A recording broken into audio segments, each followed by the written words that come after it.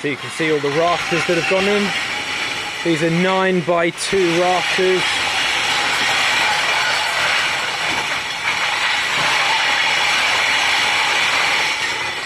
(9x2) rafters, doubled up here at the gable end. Very strong. What they did is they actually cut them so that they're inserted into the steel, into the web of the steel. So they're fully braced and supported, and then put noggins in between them. So they're really, really sturdy, these things. It's a very strong roof, and then all the boards go on top. All these sheets of OSB will go on top. They've left, I'll find out what the measurement is, but they've left an overhang at the end for the guttering and all the rest of it. It's coming together really well.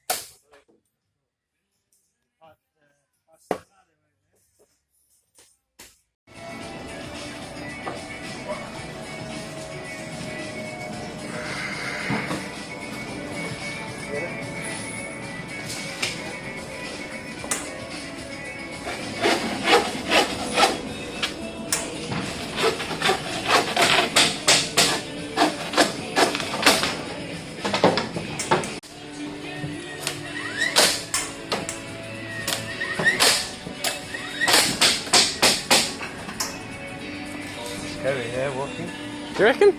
No, wobbly a little bit. I can pull one more roll. How many we got left? 3, 4, 5. Good? No, we need 6 or 7. You can't control what your grandchildren do. 5 left, yeah? 4, 5, yeah, 5, mate. Make one. Yeah?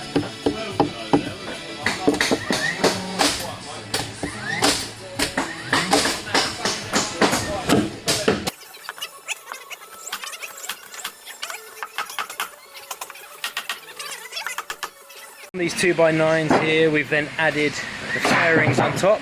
Now these taper down to the end. We're putting these noggins in to keep it really structurally rigid this way.